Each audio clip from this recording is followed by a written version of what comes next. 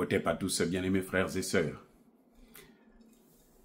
Donald Trump a ouvert la boîte de Pandore. Le Yémen soutient l'Iran. Le Yémen a décidé d'attaquer tous les navires américains qui passeront par la mer Rouge. Je vous garantis, les amis, le Yémen a le contrôle de la mer Rouge. L'Iran a le contrôle du golfe Persique. Les amis, si l'Iran ferme le détroit d'Ormuz et que le Yémen bloque le passage du pétrole en mer Rouge, vous savez ce qui va se passer? Toutes les économies du monde entier vont prendre un coup. Je reprends. Toutes les économies du monde entier vont prendre un coup. Et ici, l'essence va augmenter, le prix va augmenter. Les amis.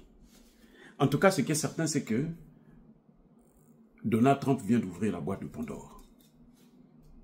On sait comment commencer la guerre, mais on ne sait pas comment elle se termine.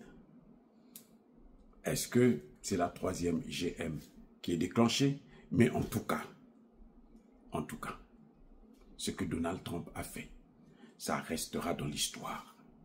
Et là, tout ce qu'il pourra faire jusqu'à la fin de son mandat, il n'y aura rien qui pourra effacer un tel crime, une telle erreur.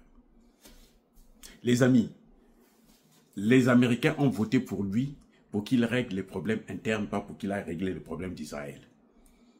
Israël a un président, Israël a un premier ministre, Israël a un gouvernement, Israël a un parlement. S'ils vont faire des guerres là-bas, ce n'est pas à l'Amérique de venir gérer ça.